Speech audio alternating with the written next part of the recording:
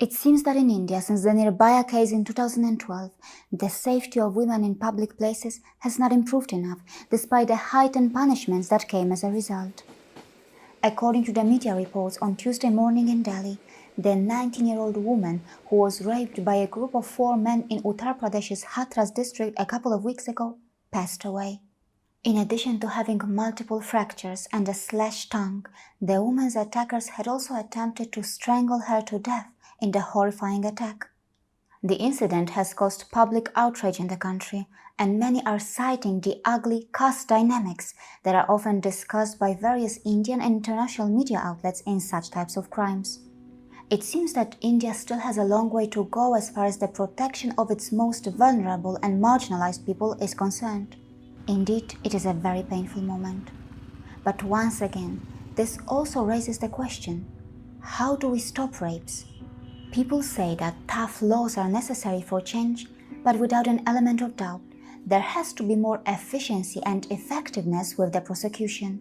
And the problem is far bigger than it appears, because the issue of rape and sexual abuse is not gender or age specific. The Ministry of Women and Child Development in India surveyed children from schools, families, and those that were working as well as living on the streets. The data showed that over 50% had been sexually abused and slightly over half of the victims were male. Yes, it's not only India's girls who have suffered. Even boys are vulnerable and have faced gang rape. From the marginalized communities to the swanky and affluent neighborhoods, from the patriarchal societies of the developing countries to the modern urban offices of Europe and America, where even women hold top positions. The awful mentality to cause sexual harm to others prevails everywhere. The European Union Agency for Fundamental Rights interviewed 42,000 women across the 28 European nations.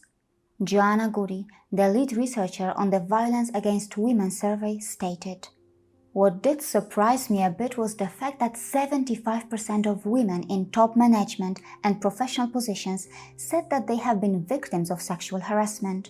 And that's extremely high. Even in the past 12 months, the figures were pretty high for women in those positions."